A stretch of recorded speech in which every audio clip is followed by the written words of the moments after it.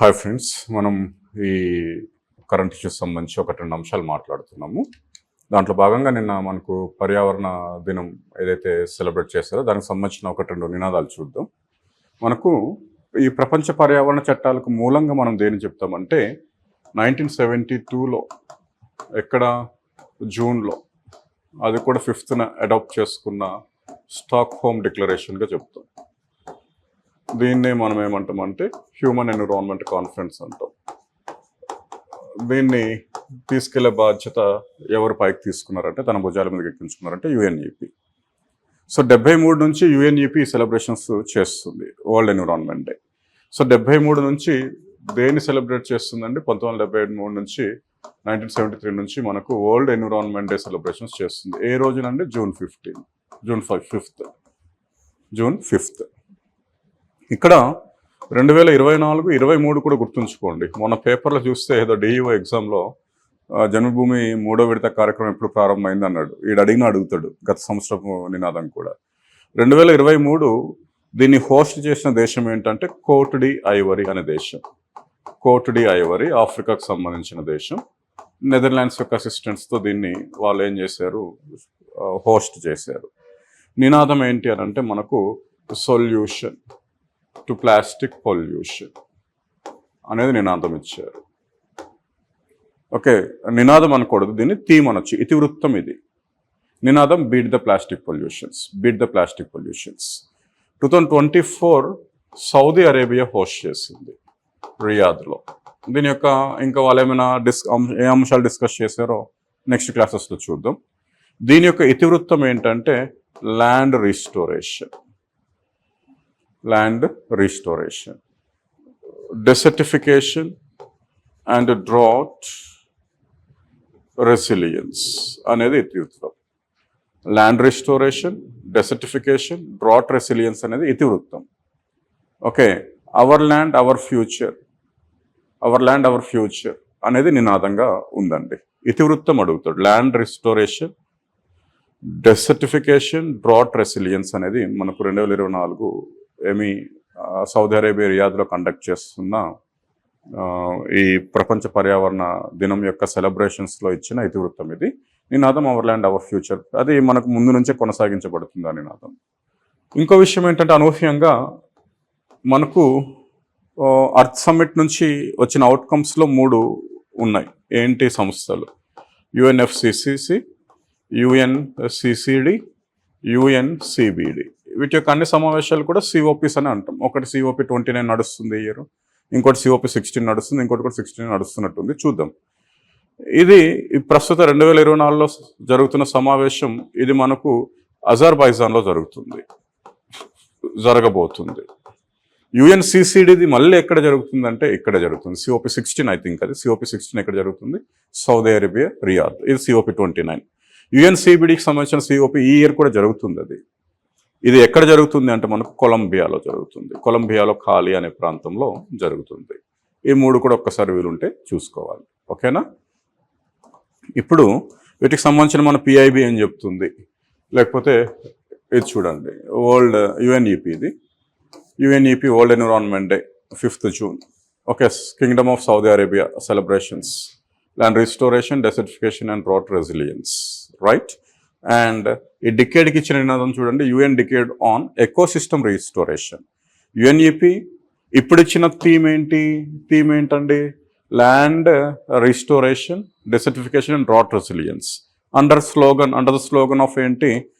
Slogan of ఏమని చెప్తున్నాం మనం? Our land our future. Okay, UN decade on ecosystem restoration అనేది ఈ దశాబ్దానికి ఇచ్చిన నినాదం. 2021-30 మధ్యలో యుఎన్ఈపి ఈ దశాబ్దాన్ని ఎట్లా సెలబ్రేట్ చేస్తుంది అని అంటే UN decade on ecosystem restoration అనేది కూడా గుర్తుంచుకోవాలి. అండ్ చూడండి, నేను ఇప్పుడు చెప్పిన అంశం ఇక్కడ COP 16 యుఎన్సిసిడి కూడా మనకు ఎక్కడ సెలబ్రేట్ చేస్తున్నారంటే అది కూడా సౌదీ అరేబియా రియాద్లోనే సెలబ్రేట్ చేస్తున్నారు. ఓకే, అనేది ఇక్కడ మనం గమనించాల్సిన అంశం. దీనికి సంబంధించి భారత ప్రభుత్వం పర్యావరణ మంత్రిత్వ శాఖ ఒక పిఐబిని రిలీజ్ చేసింది. 73 నుంచి దీన్ని సెలబ్రేట్ చేస్తున్నాము. SDG గోల్స్లో కూడా దీని పాత్ర ఉంది. నినాదం మళ్ళీ ఇక్కడ చెప్పడం జరిగింది. ఇక్కడ అదే మళ్ళీ చెప్పారు, restoration, desertification and drought resilience అని. Under the slogan our land our future we are generation restoration అని ఇక్కడ చెప్పడం జరిగింది. భారతదేశం ఓకే ఈ వీటి కోసం ఇంచుమించు ఏమేమి చర్యలు చేపట్టిందో చెప్పారు. మిషన్ లైఫ్ అనే దాన్ని ఒకదాన్ని మన వాళ్ళు అనౌన్స్ చేశారని చెప్పారు. యాక్చువల్గా ఈ మిషన్ లైఫ్ అంటే లైఫ్ స్టైల్ ఫర్ ఎన్విరాన్మెంట్ అనేది గ్లాస్గో కాన్ఫరెన్స్ మనకు COP26 అది ఎక్కడ యూకేలో మనకు జరిగింది, గ్లాస్గో స్కాట్లాండ్లో. దీంట్లో ప్రధానమంత్రి ఈ life style for environment life అనే నినాదాన్ని అనౌన్స్ చేశాడు. లైఫ్ అనే నినాదం యొక్క ఉద్దేశం ఏంటి అని అంటే అంటే మొత్తం వ్యక్తులు, సంస్థలు, వ్యక్తిగతంగా, సంస్థాగతంగా ప్రజలు, స్టేక్ హోల్డర్స్ అందరూ కూడా వాళ్ళ యొక్క జీవన విధానంలో పర్యావరణానికి ప్రాముఖ్యత ఇవ్వాలి అనేది ఒక ఉద్యమంగా జరగాలి అనేది ఇతని ఉద్దేశం. సో లైఫ్ అనేది ఏంటి అనేది గుర్తుంచుకోండి. 2026లో ప్రధానమంత్రి ఒక నినాదంగా దీన్ని ప్రకటించాడు. పర్యావరణ పరిరక్షణలో వ్యక్తులు, సంస్థలు, ప్రభుత్వాలు, NGOs అందరూ కూడా భాగస్వామ్యాలను చేసి పర్యావరణ పరిరక్షణ అనేది ఒక ఉద్యమంగా ప్రారంభించాలనేది అతని యొక్క ఉద్దేశం.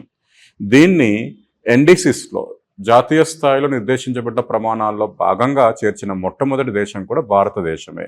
ఆ విషయాన్ని ఇక్కడ చెప్పడం జరిగింది. ఓకే, ప్రపంచ పర్యావరణానికి భారతదేశం తరఫున ఎటువంటి చర్యలు చేపడుతున్నాము, ఇక్కడ వ్యర్థ భూముల దీంట్లో ఎఫారెస్టేషన్ యాక్టివిటీస్ చేస్తున్నట్లు చెప్పాం. నేషనల్ ఎఫారెస్టేషన్ ప్రోగ్రామ్ కానీ కాంపన్సేటరీ ఎఫారెస్టేషన్ మేనేజ్మెంట్ ఆ ప్రోగ్రామ్స్ కానీ ఇవన్నీ మనం మాట్లాడాము. జాగ్రఫీ పరంగా మాట్లాడాను. సరే, ఇది చూశాను కాబట్టి ఈ ఫారెస్ట్ సంబంధించిన ఒక 5-6 వీడియోస్ ఉన్నాయి, నేను అప్లోడ్ చేయమని చెప్తాను 3rd చాప్టర్లో. మీరు మళ్ళీ ఒకసారి చూసుకోండి. అండ్ మనకు 75th ఇండిపెండెన్స్ డే సందర్భంగా 75 వెట్లాండ్స్ అంతర్జాతీయ వెట్లాండ్స్గా ప్రకటించాం. తర్వాత ఏడాది కూడా మరొక 5 వెట్లాండ్స్ దాంట్లో చేర్చాం. కర్ణాటక నుంచి 3 అనుకుంటే, తమిళనాడు నుంచి 2. ఓకే, వైల్డ్ లైఫ్ కన్జర్వేషన్ కోసం మనం ఎఫారెస్టేషన్ ప్రోగ్రామ్స్ డెవలప్ చేస్తాం. ఫారెస్ట్ కవర్ 21.71కి, ట్రీ కవర్ 2.91కి, గ్రీన్ కవర్ 24.62కి రీచ్ చేసినట్లు ఇక్కడ చెప్పడం జరిగింది. అదేవిధంగా ప్రాజెక్ట్ టైగర్, ప్రాజెక్ట్ ఎలిఫెంట్ అదొక 50 years, ఒక 30 years సెలబ్రేట్ చేస్తున్నాం. మిస్టీ అనే ప్రోగ్రామ్ మ్యాంగ్రూవ్ ప్రొటెక్షన్ కోసం MISHTI mangrove initiative for shoreline habitats and tribal incomes అనే ఒక ప్రోగ్రామ్ని స్టార్ట్ చేసినట్టు కూడా 2023-24 బడ్జెట్లో చెప్పడం జరిగింది. అండ్ జూలై 1, 2022 నుంచి మనం సింగిల్ యూస్ ప్లాస్టిక్స్ని బ్యాన్ చేసాం. ప్లాస్టిక్ సంబంధించి చెప్పానమ్మా, అంటే ఎందుకు కొంచెం సిలబస్ లేట్ అవుతుంది. ప్లాస్టిక్ పొల్యూషన్ డైరెక్ట్ ఒక సింగిల్ వీడియోలో అయిపోతుంది, కానీ ఫస్ట్ ప్లాస్టిక్ ఇంట్రొడక్షన్, టైప్స్, తర్వాత plastic management rules, amendments, plastic initiatives, ఇట్లా ఒక 3-4 వీడియోస్ చేయడం జరిగింది. ఫస్ట్ 2016 రూల్స్ అనుకోండి, మనకు 50 మైక్రాన్స్లో ఉన్న వాటిని బ్యాన్ చేయడం జరిగింది. తర్వాత 2022 amendment single use plastic ban చేయడం జరిగింది. 2023 అమెండ్మెంట్ ఎక్స్టెండెడ్ ప్రొడ్యూసర్ రెస్పాన్సిబిలిటీ కింద ప్రొడ్యూసర్స్, ఇంపోర్టర్స్ వీళ్ళందరికీ కూడా వాళ్ళు ప్రొడ్యూస్ చేస్తున్న వాటిలో ఒక 35% 2023లో రీసైకిల్ చేయమని, 2024లో 70% చేయమని, దాన్ని అట్లా ఎన్హాన్స్ చేసుకుంటూ ఉండమని అమెండ్మెంట్ చేయడం జరిగింది. వాటిని బోర్డు మీద PDFsలు పెట్టి చెప్పడం అట్లా లేట్ అవుతుంది. అంతే తప్పించి వేరే కోణం కూడా నాలో ఏం లేదు. నో డౌట్ అది కమిటెడ్. June 30th కల్లా ఇంకా మ్యాక్సిమం అయిపోతుంది సిలబస్ అంతా, చాప్టర్ 1 కూడా అయిపోతుంది. అండ్ ఆఫ్ కోర్స్ మనకు నెక్స్ట్ July 1 నుంచి MCQs, కరెంట్ ఇష్యూస్ మళ్ళీ స్టార్ట్ చేస్తానండి. అది APPSCని అర్థం చేసుకోవడం చాలా కష్టంగా ఉంటుంది. వాళ్ళు ఏం అడుగుతారో చెప్పలేము. స్టాండర్డు చదవాలి, కరెంట్ ఇష్యూస్ చదవాలి. ఈ 4 పేపర్లో ఇంచుమించు అత్యంత కష్టంగా ఉండబోయేది SNT అనుకుంటున్నాను. కాబట్టి మీరు భయపడకండి, అందరికీ కష్టంగా ఉంటుంది. వీలున్నంత వరకు ఎక్స్ప్లోర్ చేయడానికి ప్రయత్నించండి. ఓకే, సో రెన్యూవబుల్ ఎనర్జీకి సంబంధించి మన పొజిషన్స్ కోసం ఇక్కడ మాట్లాడారండి. ఇండియా రెన్యూవబుల్ ఎనర్జీలో 4th పొజిషన్లో ఉన్నామని, సోలార్ ఎనర్జీలో 4th, 5th పొజిషన్, విండ్ ఎనర్జీలో 4th పొజిషన్లో ఉన్నామని చెప్పారు. మొన్న ఏంటంటే లాస్ట్ ఇయర్ విండ్ ఎనర్జీ జనరేషన్లో మనం 3rd పొజిషన్లోకి వెళ్ళాం. కానీ జపాన్ ఇన్స్టాల్డ్ కెపాసిటీలో మనకన్నా ఎక్కువగానే ఉంది. సో మనం 4th పొజిషన్ అనే యాక్సెప్ట్ చేయాల్సి ఉంటుంది. ఇచ్చిన స్టేట్మెంట్ 100% కరెక్ట్. PIB ఇచ్చింది కాబట్టి మనం ఇంకా ఏం చేయడానికి ఇక్కడ లేదండి. ఇలాంటి అంశాలు మనకు PIB రూపంలో మినిస్టర్ ఆఫ్ ఎన్విరాన్మెంట్ మనకు పేర్కొనడం జరిగింది. ఓకే, ఇప్పుడు చాలామంది స్టూడెంట్స్ ప్యారిస్ అనేది మిస్ అయింది సార్ అన్నారు. అది చెప్పాను, అది మిస్ చేశారు, పోయింది. అంటే మన యాప్ ఏదో చేశారు సార్, పాత యాప్ నుంచి కొత్త యాప్ మార్చడం చేశారు, అక్కడ పోయినాయి. సరే అని మళ్ళీ COP28 మాట్లాడానమ్మా. COP28 అంశం మనం మాట్లాడాం. COP28 దుబాయ్ కాన్ఫరెన్స్ కోసం చెప్పాం. Protocols 2, Kyoto, Paris. కాన్ఫరెన్సెస్లో 28 ఉన్నాయి. ఓకే, చెప్పాం. అక్కడ ప్యారిస్ యొక్క అవుట్కమ్స్ ఏంటో కూడా మాట్లాడాను. సరే, ఒక 3 minutesలో మాట్లాడానని నా మీద కోపంగా ఉన్నారంట. అది మనకి ఎగ్జామ్కి మరి అంతకన్నా ఎక్కువ అవసరం లేదు. సరే, మీకు ఒకసారి ఆ వెబ్సైట్ అదంతా చూడండి. నేను చెప్తాను ఇది చదవాలని, ఇది చదవండి. వీలుంటే దాని మీద ఈరోజు అంతా కూర్చోండి ప్యారిస్ మీదనే మీరు. ఓకేనా? సరే, చూడండి ఏంటి ఎలా వచ్చింది దీని విషయం అంటే, చరిత్రలో మనకు ఈ యుఎన్ జనరల్ అసెంబ్లీలో మనకు ఎవరు, ఈ స్వీడన్ అనే దేశము ఈ సోషియో ఎకనామిక్ కౌన్సిల్ అనే సంస్థలో దాని యొక్క అనుబంధ విభాగంలో పర్యావరణము మరియు మానవుడు అభివృద్ధి ఈ రెండిటి యొక్క అంశాల మీద చర్చ ప్రారంభించింది. సరే, దీనికి సంబంధించి ఒక విభాగాన్ని ఏర్పాటు చేద్దాం, పర్యావరణ పరిరక్షణకు ప్రాధాన్యత ఇద్దామని చెప్పి మీరు మొదటి కాన్ఫరెన్స్ని సమావేశపరచండి అని ఈ స్వీడన్కే యుఎన్ అవకాశం ఇవ్వడం జరిగింది. ఓకే, సో ఇక్కడ ఏం జరిగిందంటే, ఆ విధంగా 1972లో ఐక్యరాజ్య సమితి యొక్క కోరిక మేరకు స్వీడన్ మానవుడు మరియు పర్యావరణ సదస్సును ఏర్పాటు చేసింది. ఓకే, హ్యూమన్ ఎన్విరాన్మెంట్ కాన్ఫరెన్స్, ఇది ఆబ్జెక్ట్గా చెప్పొచ్చు, హ్యూమన్ ఎన్విరాన్మెంట్ కాన్ఫరెన్స్. ఓకే, నేను సీక్వెన్స్ మీకు చెప్తాను. ఇది జరుగుతుంది, తర్వాత సెలబ్రేషన్స్ అవుతున్నాయి. అంతకన్నా ముందే రామ్సర్ అగ్రిమెంట్ జరిగింది, అది వేరు, ఆ చిత్రనేలల పరిరక్షణ కోసం. తర్వాత ఏంటంటే మనకు 83 ఆ టైంలో ప్రపంచ ఆర్థికాభివృద్ధి, ప్రపంచంలో పర్యావరణ క్షీణత, ఈ రెండిటికి సంబంధించి సుస్థిరాభివృద్ధి అనే అంశం మీద కమిషన్ ఏర్పాటు చేశారు. ఎవరు? బ్రంట్లాండ్ చైర్మన్గా. ఈ నివేదిక 87-88లో సబ్మిట్ చేయడం జరిగింది. ఇదే సమయంలో మనకేంటి, IPCC inter governmental panel on climate change తన రిపోర్ట్ని ఫస్ట్ రిపోర్ట్ని సబ్మిట్ చేసింది. ఎప్పుడు? 1990. అది లేటెస్ట్గా 5th IRC రిపోర్ట్ని సబ్మిట్ చేయడం జరిగింది. ఓకే, అంటే చూడండి, అంటే ఎలా ఆవిర్భావం జరుగుతున్నాయి, సంస్థల ఆవిర్భావం అనేది ఒకసారి గుర్తుంచుకోండి. సో ఇక్కడ బ్రట్లాండ్ కమిషన్ సుస్థిరాభివృద్ధి మీద తన రిపోర్ట్ సబ్మిట్ చేసింది.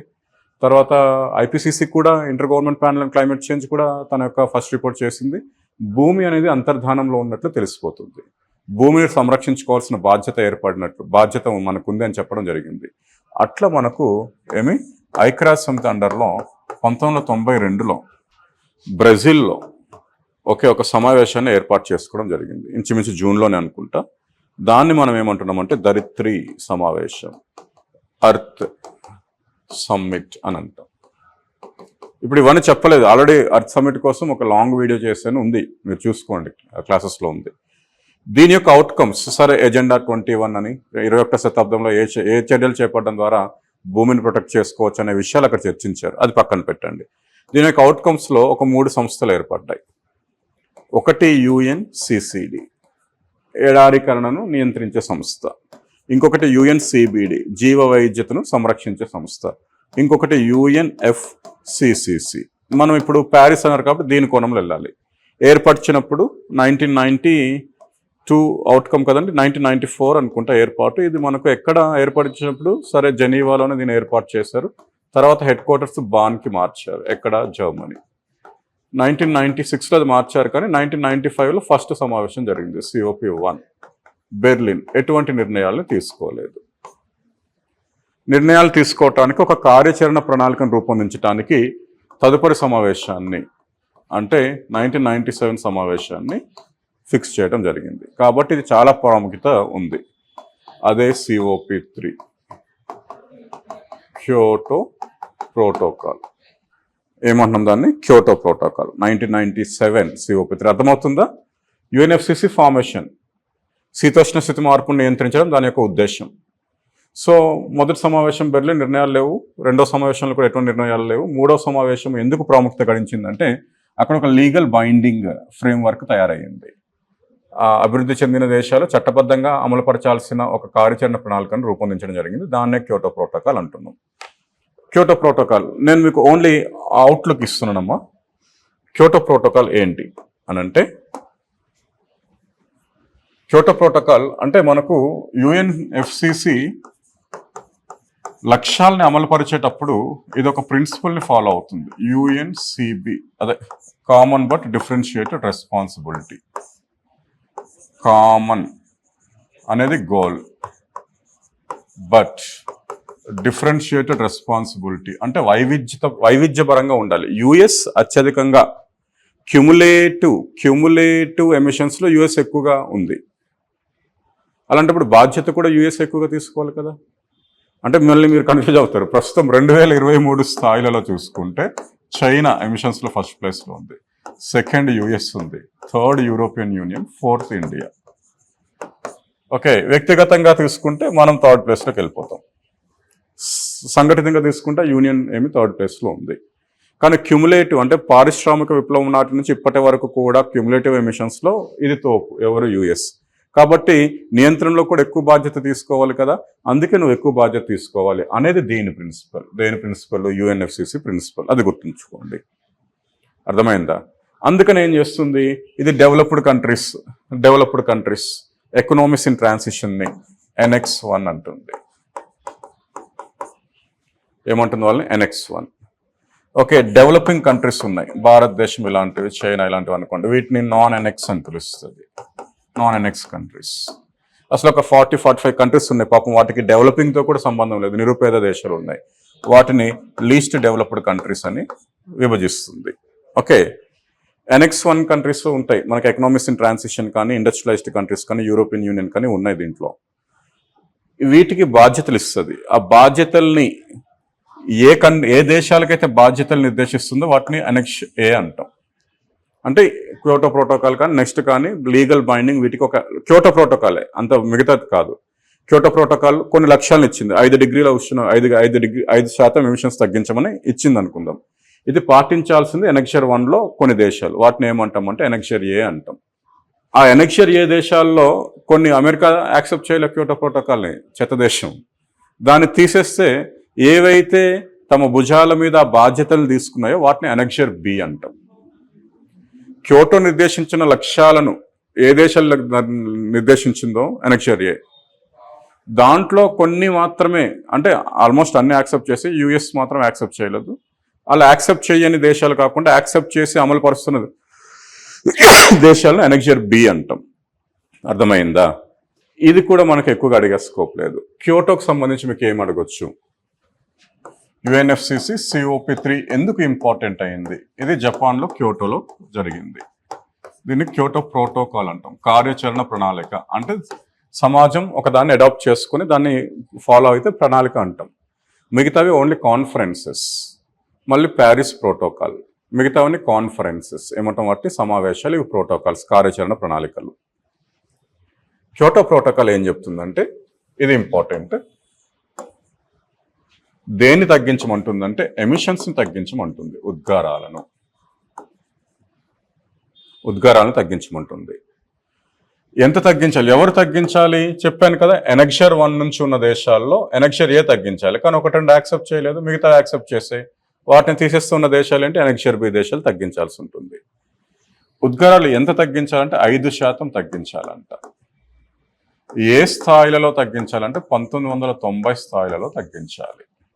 1990 స్థాయిలలో 5% ఉద్గారాలను తగ్గించాల్సి ఉంటుంది.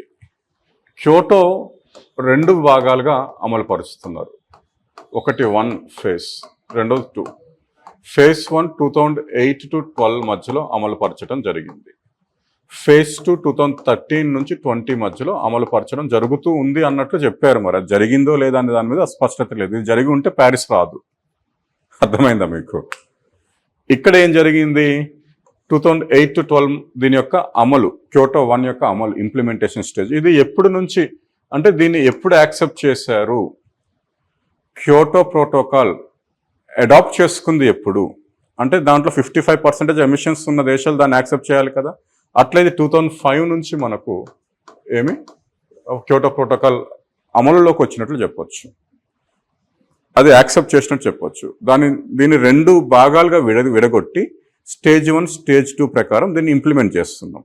ఫస్ట్ ఇంప్లిమెంటేషన్ స్టేజ్ ఏంటంటే 2008 to 12.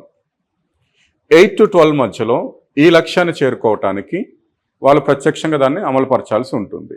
ఇక్కడ క్యోటో ప్రోటోకాల్ అభివృద్ధి చెందిన దేశాలకు కొన్ని ఎక్సెప్షన్స్ ఇచ్చింది. ఆ ఎక్సెప్షన్స్ ఏంటంటే, ఒక దేశంతో ఒకటి, ఇంకో దేశం 2 కలగలిపి కూడా దాన్ని అమలుపరచుకోవచ్చు. దాన్ని జాయింట్ ఇంప్లిమెంటేషన్ అని అంటాం. ఏ ఏ దేశాలకు లక్ష్యాలు ఇచ్చిందో ఒక దేశమే కాదు, 2-3 దేశాలు సంయుక్తంగా కూడా అమలు పరచుకోవచ్చు. దాన్ని ఏమంటున్నాం? జాయింట్ ఇంప్లిమెంటేషన్ అంటాం. ఓకే, ప్రపంచ దేశాలతోటి ఆ ఉద్గారాలని కొన్ని వ్యాపారంగా ట్రేడ్ చేసుకోవచ్చు. దాన్ని ఎమిషన్ ట్రేడింగ్ అని అంటాం. Emission trading. ఈ ట్రేడింగ్ విధానాలు ఎట్లా ఉంటుంది, ఏంటి దాని యొక్క క్రైటీరియా చెప్పే అంశాన్ని మనం ఏమంటున్నాం అంటే క్లీన్ డెవలప్మెంట్ మెకానిజం అని అంటాం. ఇంత డీప్గా మనకు అడగడండి, అసలు అడగడు. ఏంటొకటి జాయింట్ ఇంప్లిమెంటేషన్.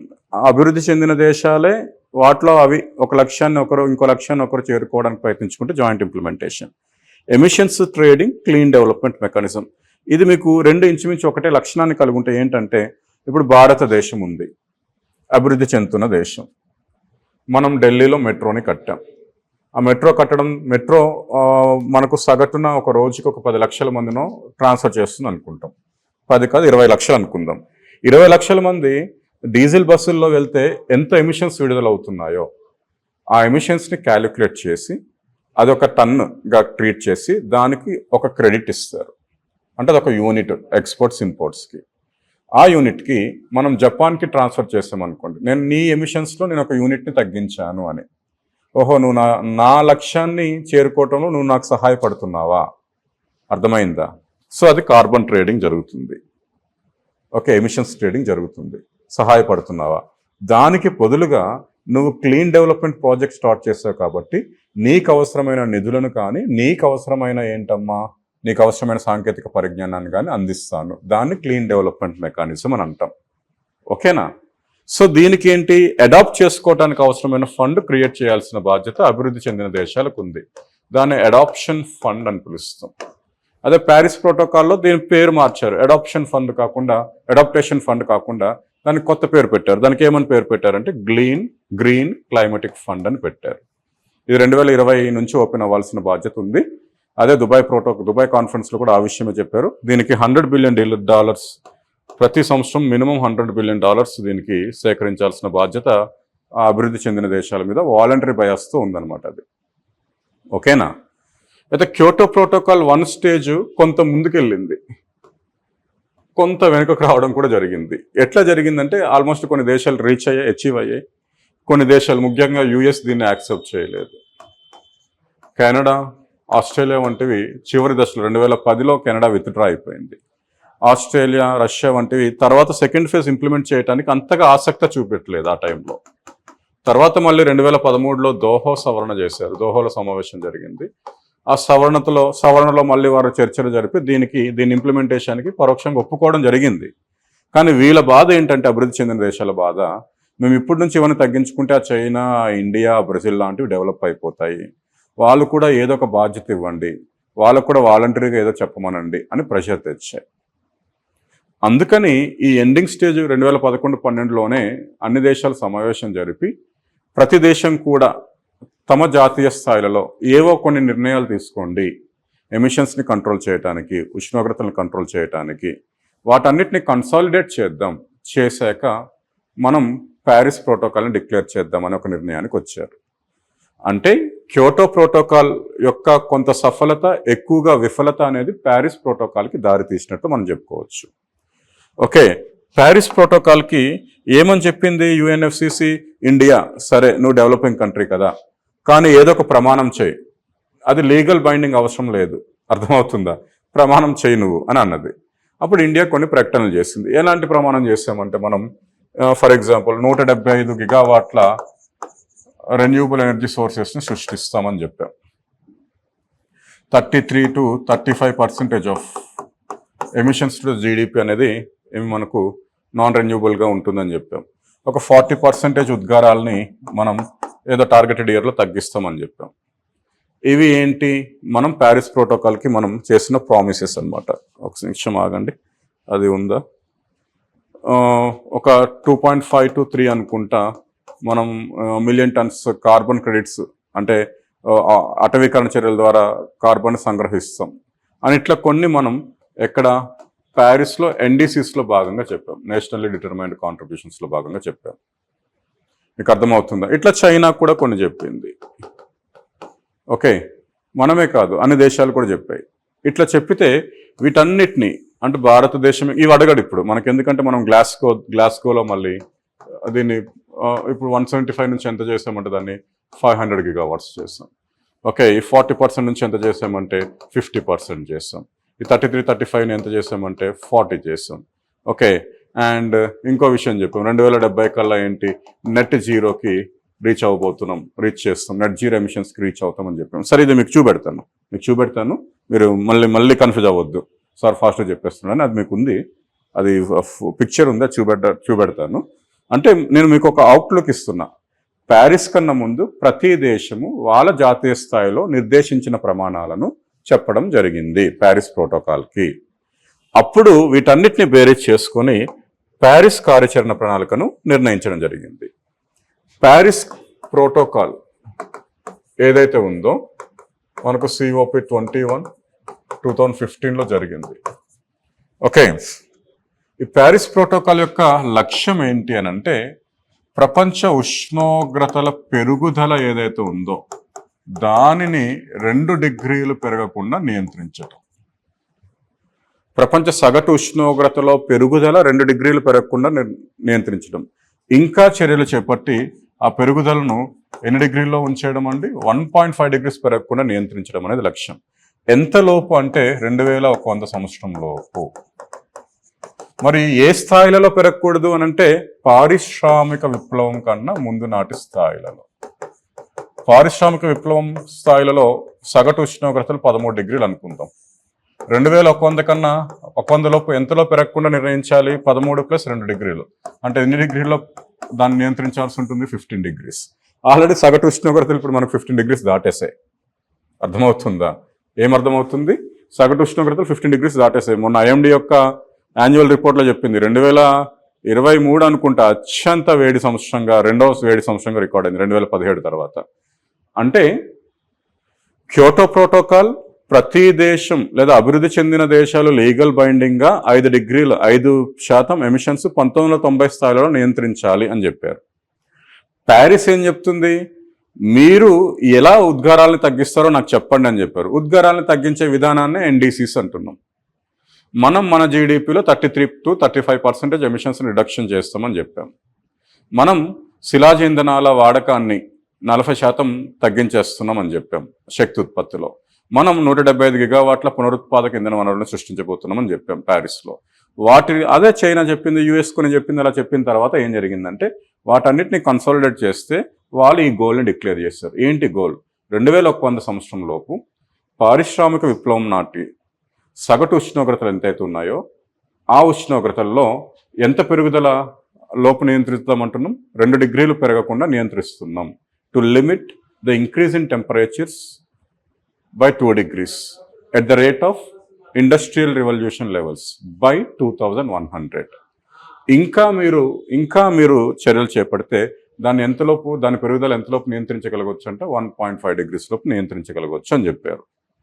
వీటి కోసం రకరకాల మెకానిజమ్స్ ఎంచుకున్నారు. ఏంటి మెకానిజమ్స్ ఎంచుకున్నారంటే, ఒకటి, సరే పేద దేశాలకు సహాయం అందించాలి కదా, దానికోసం $100 బిలియన్ తోటి గ్రీన్ క్లైమాటిక్ ఫండ్ని ఏర్పాటు చేయాలి. 2020 నుంచి కావాలి దీన్ని ఓపెన్ చేయాలని చెప్పడం జరిగింది.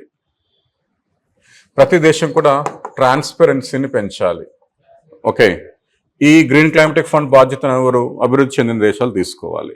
ఇప్పుడు మనం 2015 కదా, COP15 కదా, ఓకే, COP21 2015 కదా. ఈ లక్ష్యం ఇక్కడ నిర్ణయించుకున్నాం. అంటే NDCs భారతదేశం ఇంత పెంచాలి, ఇంత చేసుకోవాలని. ఈ లక్ష్యం ఇదే ఉంటే అది ఎప్పటికీ రీచ్ అవ్వలేం. మన లక్ష్యంలో కూడా ఉన్నతీకరించుకోవాలి, మన లక్ష్యాన్ని పెంచుకోవాలి. అట్లా పెంచుకోవడాన్ని ఏమంటున్నాం అంటే రాట్చెట్ మేనేజ్మెంట్ అని అంటాం. అంటే ఒక కొత్త కాన్సెప్ట్ని తీసుకొచ్చారు. ఫస్ట్ Group 4 కొడతాడు, తర్వాత Group 2 అంటాడు, తర్వాత Group 1 అంటాడు, ఇంకా సాటిస్ఫై కాకపోతే UPSC అంటాడు. అంటే వాడి యొక్క లక్ష్యం వాడేంటి పెరుగుతూ ఉంది. మనం ఈ భూతాపాన్ని నియంత్రించాలి, శీతోష్ణ స్థితి మార్పులు జరగకుండా చూసుకోవాలి అంటే ఉష్ణోగ్రత పెరుగుదలని నియంత్రించాలి. పెంచాలి అంటే దాన్ని నియంత్రించాలి అంటే మనకు ఏంటుంది? నియంత్రించాలి అంటే దానికి మనం ఏం చేసుకోవాలంటే, నియంత్రించాలి అంటే మనకు ఉష్ణోగ్రతలు పెరగకూడదు అంటే ఉద్గారాలు నియంత్రించుకోవాలి.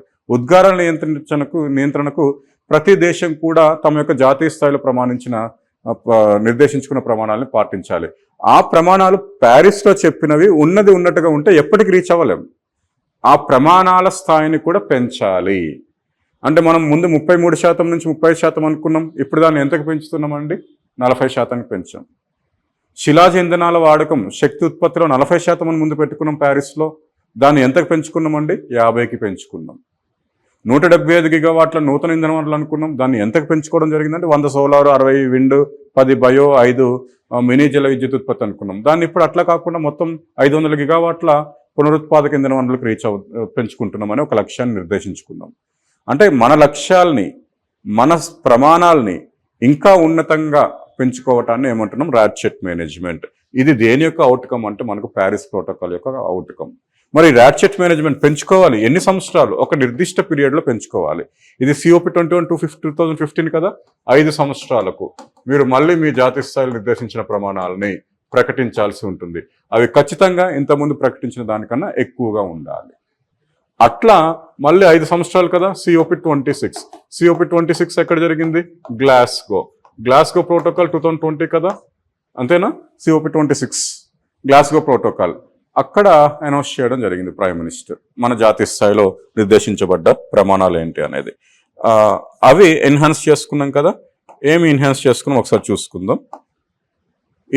దీన్నే మనం పంచామృతం చెప్పడం జరిగింది. ఇది ఇంపార్టెంట్. ఇంకా క్యోటో మనకి ప్యారిస్ అడగడు. ప్యారిస్ స్థానంలో గ్లాస్గోలో మనం అనౌన్స్ చేసుకున్నాం. India's non fossil energy capacity will be reach by 500 gigawatts by 2030. 2030 కల్లా శిలాజయేతర ఇంధన వనరుల నుంచి ఉత్పత్తి చేస్తున్న స్థాపిత శక్తి 500 గిగావాట్లుగా ఉంటుందని చెప్పాం. Country will meet 50% of it's electricity requirements with renewable energy by 2030. పునరుత్పాదక శక్తి వనరుల్లో అంటే 2030 కల్లా ఇప్పుడు మనకు ఆల్మోస్ట్ 40% ఉన్నాం మనం 2023 కల్లా.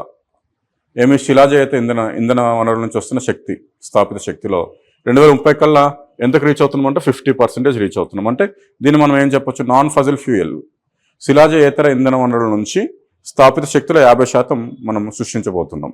ఇంకా ఏం చెప్పారండి? It will reduce it's total projected carbon emissions by 1 billion turns by 2030. 1 billion turns carbon emissions 2030 కల్లా మనం తగ్గించబోతున్నాం అని చెప్పాం. ఓకే, 45% మన జీడిపిలో 45% ఏంటి? కార్బన్ ఇంటెన్సిటీని తగ్గించబోతున్నాం అని చెప్పాం. అండ్ 2070 కల్లా నెట్ జీరోకి అవతరిస్తాం. Net zero emissions by 2070. నేను అదే స్టేటస్లో పెట్టుకున్నాను. నెట్ జీరో ఎమిషన్స్ బై 2070గా మనం ప్రకటించడం జరిగింది. అర్థమైందా? అంటే ఇది ప్యారిస్ ఏంటి? 2 డిగ్రీల ఉష్ణోగ్రత లోపు నియంత్రించాలి పెరుగుదల. వీలుంటే ఎంతలోపు నియంత్రించాలండి? 1.5 degrees. ఒక 196 కంట్రీస్ అప్పుడు అడాప్ట్ చేసుకుని తర్వాత US విత్డ్రా అయింది, మళ్ళీ చేరింది. దానిది ఒక బాధ. ఓకే, ఫైనాన్షియల్ సపోర్ట్ ఎంత ఉండాలి? $100 billion ఎప్పటికల్లా 2020 కల్లా.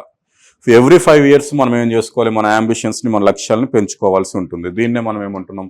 ర్యాట్చెట్ మేనేజ్మెంట్ అంటున్నాం. ఏమంటున్నాం అండి? ర్యాట్చెట్ మేనేజ్మెంట్. దీనికోసం ఏంటంట? ఓకే, మనకు 55% గ్లోబల్ ఎమిషన్ కంట్రీస్ కనుక యాక్సెప్ట్ చేస్తే ప్యారిస్ అగ్రిమెంట్, అది మనకు ఎన్ఫోర్స్మెంట్లో వచ్చినట్టు ఉంటుంది. అది చూపెడతాను మీకు. మనకు స్మైలీ సింబల్ 2016 November 4th నుంచి అది అమల్లోకి వచ్చినట్లు మనం చెప్పుకోవచ్చు. అండ్ క్లైమేట్ న్యూట్రాలిటీ అంటే నెట్ జీరో ఎమిషన్స్ 2050 కల్లా రీచ్ అవ్వాలని ప్యారిస్ చెప్పింది. భారతదేశం మన ప్రమాణాల్లో మనం ఏం చెప్పాం? 2070 కల్లా రీచ్ అవుతామని చెప్పడం జరిగింది. ఓకే, ఒకసారి చూడండి వీటికి సంబంధించిన ఇతర అంశాలు ఏమున్నాయి అనేది ఒకసారి చూద్దాం. ఇది క్లోజ్ అయింది కదా. UNCBD ఇది మనకు చూడండి. ఇప్పుడు COP16, అది కూడా COP16 ఎక్కడ వరకు? 2024 November 1, October 21 మధ్యలో 21 నుంచి November 1 కాలి కొలంబియాలో జరుగుతుందంట. ఈ స్లైడ్ కూడా మనకి ఇక్కడ ఎందుకు వేస్ట్. ఇక్కడ చూద్దాం. మనకు ఈ రెండే, the convention, the Kyoto protocol and Paris agreement. ఇవి ఇన్స్టిట్యూషనల్ అరేంజ్మెంట్స్ అన్నమాట. దేనికి సంబంధించి మనకు ఈ మనకు దీన్ని నియంత్రించడానికి. అందుకే మీరు ఎక్కడ ఏం చూసుకున్నా సరే మనకు ఇప్పుడు సపోజ్ చూడండి, ప్రోసెస్ అండ్ మీటింగ్స్ చూడండి, దాని ఇంపార్టెన్స్ మనకి ఇక్కడ వాళ్ళ వెబ్సైట్లో డైరెక్ట్ తెలిసిపోతుంది. Convention, Kyoto protocol and Paris agreement. Okay, మనకు ఇమీడియట్గా అక్కడే అంటే వాళ్ళు ఏది అడగబోతున్నాడు ఎగ్జామ్లో అనేది కూడా మనకి ఇక్కడ తెలిసిపోతుంది. ఓకే, మనం ఏది చూద్దాం అనుకుంటామో రైట్. పార్టీస్ చూడండి, ఎవరు పార్టీస్గా ఉంటున్నారు. వీడు UNFCC ఎట్లా విభజించిందంటే Annex 1, OECD organisation of economic cooperation development 1992లో ఉన్న ఆ దేశాలు, అవి ఇంచుమించు అభివృద్ధి చెందిన దేశాలు. వాటితో పాటు ఎకనామిక్స్ ఇన్ ట్రాన్స్మిషన్ ఎలాంటివంటే ఇవి టర్కీ, ఓకే, ఉక్రెయిన్ వంటి దేశాలు ఉన్నాయి. అది ఇక్కడ ఇచ్చాడు, బాల్టిక్ స్టేట్స్, రష్యా కూడా దీంట్లో ఉంది, and central and eastern European states దీంట్లో ఉన్నట్లు ఇక్కడ చెప్పాడు. Okay, Annex 2 parties consist of OECD members of Annex 1 but not the EIT parties. Economics in transmissions Annex 2లో ఉండవని చెప్పారు. Annex A ఏంటంటే ఎవరికైతే ఆ లక్ష్యాలను నిర్దేశించారో క్యోటో ప్రోటోకాల్లో వాళ్ళు Annex A కిందకు వస్తారు. ఆ లక్ష్యాలను స్వీకరించిన దేశాలు Annex B కిందకు వస్తారు. ఇండియా లాంటి దేశాలు నాన్ Annex కిందకు వస్తారు. ఇంకా భూటాను, సోమాలియా వంటి దేశాలు పాపం వాళ్ళకి ఏ బాధ్యత ఇస్తామండి? వాళ్ళు ఇంకా ఆర్థికంగా కనీసం ఆకలి కూడా ఇంకా అక్కడ తీరని విధంగా ఉంది కాబట్టి అలాంటి దేశాలు లీస్ట్ డెవలప్డ్ కంట్రీస్ ఒక 46 ఉన్నట్లు ఇక్కడ పేర్కొనడం జరిగింది. మనకు యుఎన్ఎఫ్సిసి విభజన సిబిడిఆర్ ప్రిన్సిపల్ తోటి వీటిని ఇట్లా విభజించారని చెప్పారు. ఇక్కడ మనకు కావాల్సింది ఏంటంటే క్యోటో ఒక్కసారి చూద్దాం. క్యోటో ఇగోండి, మీకు ఎంతో కొంత అర్థమవుతుందని చెప్తున్నాను, మీరు తర్వాత పూర్తిగా ఎక్స్ప్లోర్ చేసుకోండి. Kyoto protocol was adopted on 11th December 1997. 1997 December 11వ తేదీన దీన్ని అడాప్ట్ చేసుకున్నారు. It entered into force on 16th February 2025. ఎప్పుడు ఇది అమల్లోకి వచ్చినట్లు చెప్పుకోవచ్చు అండి? 2005 February 16న ఇది అమల్లోకి వచ్చింది. ఎన్ని పార్టీస్ ఉన్నాయి? 192 పార్టీస్ ఉన్నాయి. కానీ అమలు పరిచే దశలు 2, అవి ఇక్కడ ఇచ్చారు చూడండి. సరే ఇక్కడ చూద్దాం. అండ్ నేను చెప్పాను ఏంటి, క్యోటో ప్రోటోకాల్ ఏం చేసిందండి? ఈ global green house gases emissions మీద దృష్టి పెట్టింది. ఇది ఈ డెవలప్డ్ చెందిన అదే Annex 1లో ఉన్న కంట్రీస్కి ఆ లక్ష్యాలను కేటాయించింది. దాంట్లో యుఎస్ లాంటివి ఒప్పుకోలేదు. అట్లా ఒప్పుకోని కంట్రీస్ కాకుండా మిగతా కంట్రీస్ని ఏమంటున్నాం? Annex B అంటున్నాం. నేను స్పష్టంగా చెప్తూ వస్తున్నాను, మీకు ఎంతవరకు మరి అర్థమవుతుందో నాకు తెలియదు, కానీ ఆ Annex B దేశాలు మాత్రం ఇవి లీగల్గా బైండ్ చేయాలి. లీగల్గా దీన్ని ఏమిగోండి, protocol sets binding emission reduction targets of 37 industrialised countries and economics in transition and the European union. Annex 1లో ఉన్న దేశాల్లోనే అది మీరు ఇది పాటించండి అని చెప్పినప్పుడు దాన్ని యాక్సెప్ట్ చేసిన దేశాలను ఏమంటున్నాం అంటే Annex B. ఆ దేశాలకు ఏం చేయాలంటే అది targets add up to an average 5% emissions reduction compared to 1990 levels. 1990 స్థాయిలలో సగటున ఈ దేశాలన్నీ కలిపి సగటున ఎంత? 5% ఉద్గారాలని తగ్గించుకోవాలి. ఓకే, ఎప్పుడు తగ్గించుకోవాలంట? మొదటి దశలో తగ్గించుకోవాలి. ఫస్ట్ కమిట్మెంట్ పీరియడ్ ఇది. మొదటి దశ ఇది అమల్లోకి వచ్చింది 2005. ఓకే, ఎందుకంటే 55% ఉద్గారాలను విడుదల చేస్తున్న దేశాలు అప్పటికల్లా యాక్సెప్ట్ చేశాయి కాబట్టి అది అమల్లోకి వచ్చింది. ఇప్పుడు ఏం చేయాలి? ఈ అమలును 2 దశల్లో కమిట్మెంట్ ఇచ్చారు. మొదటి దశ 2008-12. మొదటి దశకి ఈ లక్ష్యం ఉంది, 5% ఉద్గారాలను తగ్గించుకోవాలి క్యోటో ప్రోటోకాల్. ఏ స్థాయిలో? 90 స్థాయిలలో. ఓకే, 2012 దోహాలో అమెండ్మెంట్ జరిగింది, సవరణ. ఎందుకంటే సెకండ్ కమిట్మెంట్ పీరియడ్ 2013-20 మధ్యలో ఉంది. అక్కడ 192 పార్టీస్ ఉంటే అది చూడండి 147 పార్టీస్ వాటి యొక్క ఇన్స్ట్రుమెంట్స్ ఏమేం చేస్తామనేది ఇక్కడ నిర్దేశించడం జరిగింది. So the amendment entered in to force on 31st December 2020 అంట. Commitment period 2030-20. కానీ ఆ సవరణ మనకి ఎప్పుడు ఎన్ఫోర్స్ చేసినట్టు చెప్తున్నారు? దోహా సవరణ ఆ కమిట్మెంట్ పీరియడ్ అయిపోయిన తర్వాత, ఇది అంటే కమిట్మెంట్ పీరియడ్ జరుగుతున్నప్పుడు కాదు, కమిట్మెంట్ పీరియడ్ ఎండింగ్లో దీన్ని సవరణ యాక్సెప్ట్ చేసినట్లు చెప్పారు. ఓకే, చూడండి, new commitments for Annex 1 parties to the Kyoto Protocol who agreed to take on commitments in a second commitment period from July 13 to December 20. ఇలా కొన్ని అమెండ్మెంట్స్ దీంట్లో చేశారు. మరి ఇది పూర్తి స్థాయిలో అమలు జరగలేదు. ఎందుకు పూర్తి స్థాయిలో అమలు జరగలేదు అని అంటే దానికి గల కారణం ఏంటంటే అభివృద్ధి చెందిన దేశాలు కొంత నిరాసక్తత కనిపించాయి.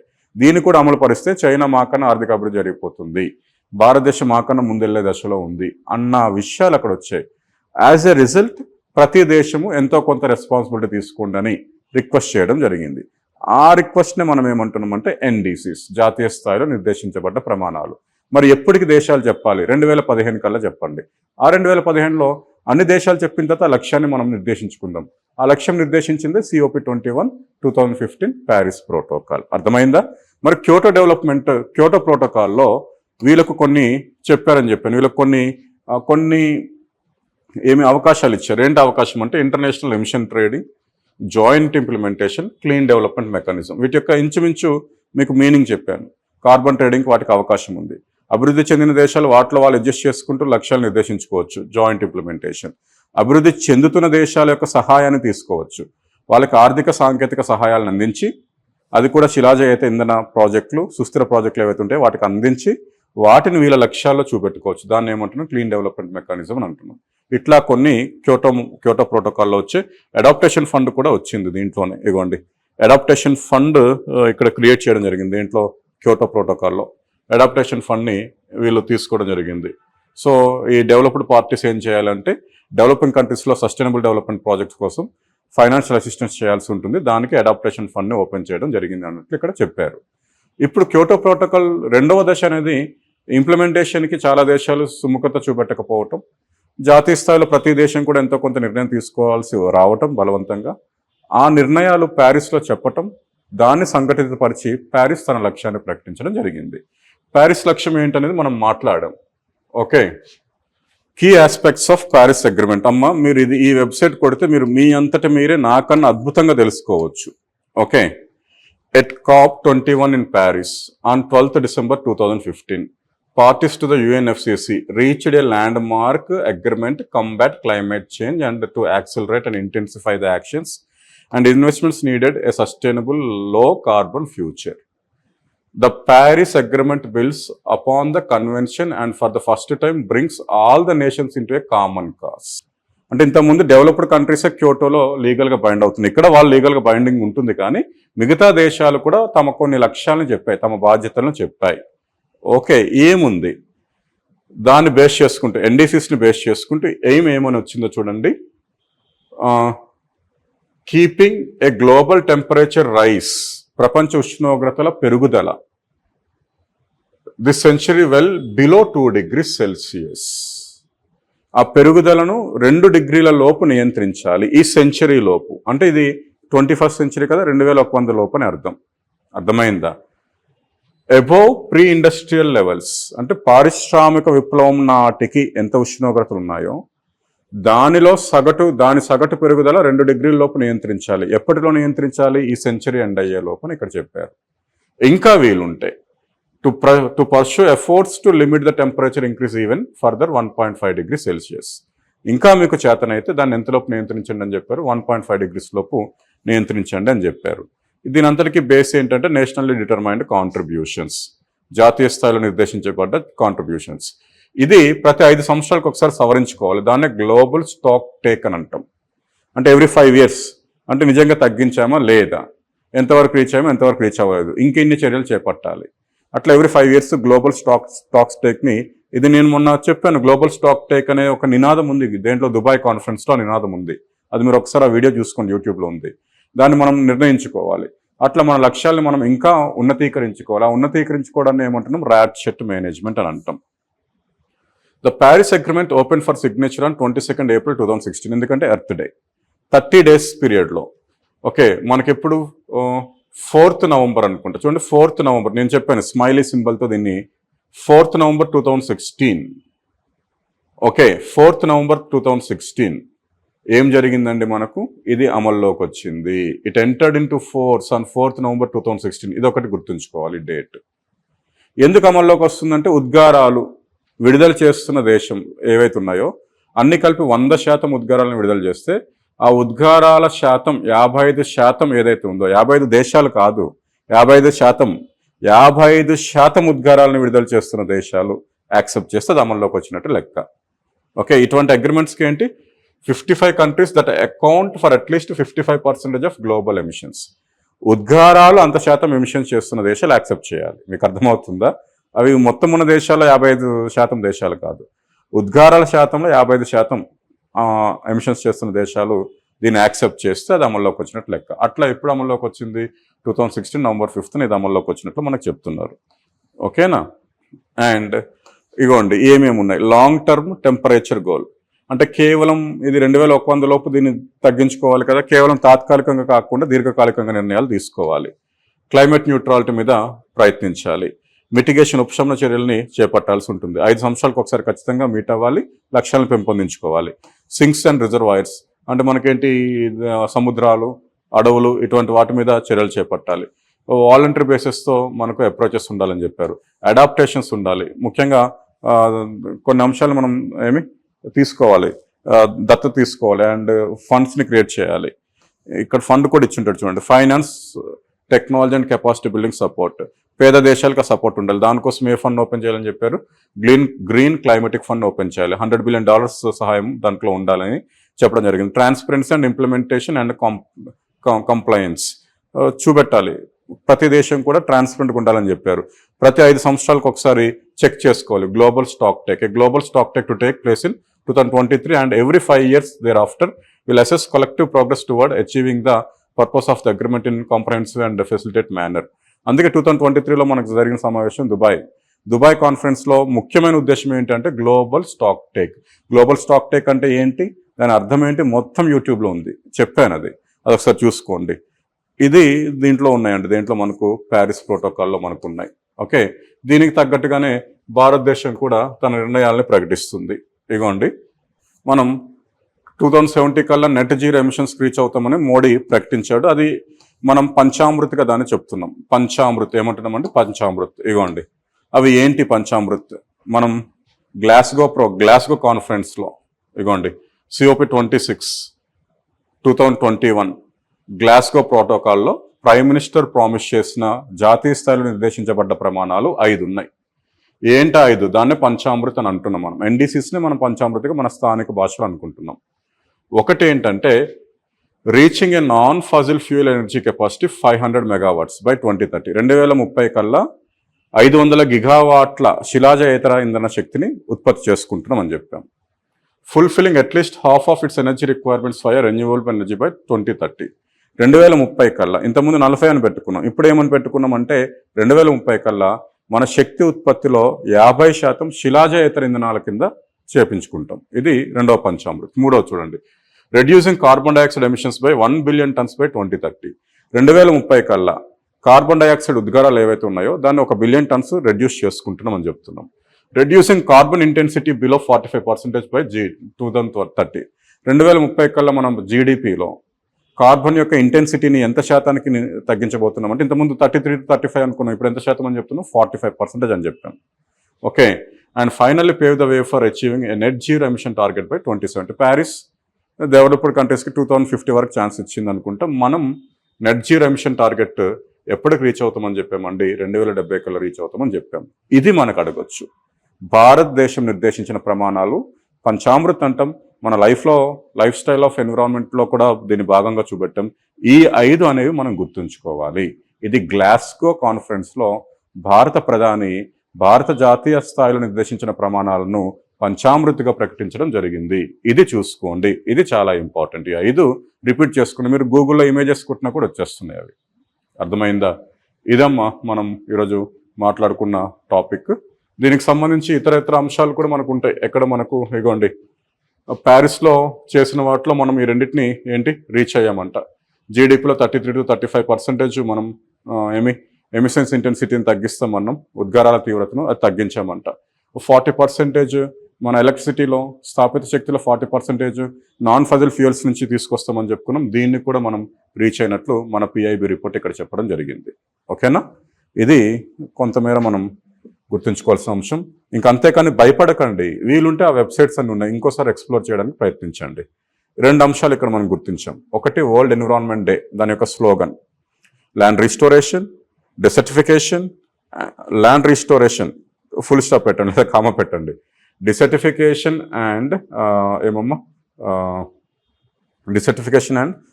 డిసర్టిఫికేషన్ అండ్ డ్రాట్, కరువు, రెసిలియన్స్. ఇది గుర్తుంచుకోవాలి, ఈ ఇతివృత్తం గుర్తుంచుకోవాలి. Land restoration, desertification and drought resilience. Okay, కంటిన్యూగా మాట్లాడడం నేనే మర్చిపోతున్నా చూడండి. లాస్ట్ ఇయర్ ఏంటి? Solutions to plastic pollutions under beat plastic నినాదం. ఇప్పుడేంటి? అవర్ ల్యాండ్ అవర్ ఫ్యూచర్ నినాదంలో దేని కింద మన థీమ్ ఏముందమ్మా? థీమ్ ఏంటి మనకు?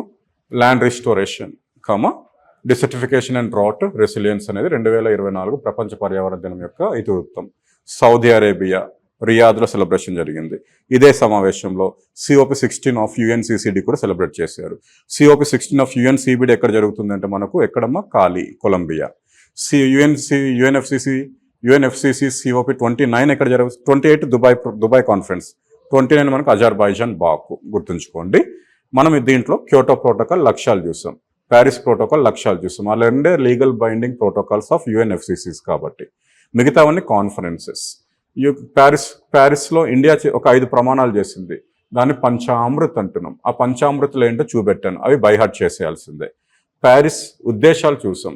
2 డిగ్రీల ఉష్ణోగ్రత పెరుగుదలను నియంత్రించాలి 2100 లోపు. ఏ స్థాయిలో? పారిశ్రామిక విప్లవం నాటి స్థాయిలలో. ఓకే, ఇంకా వీలుంటే 1.5 డిగ్రీల లోపు తగ్గించుకోవాలి.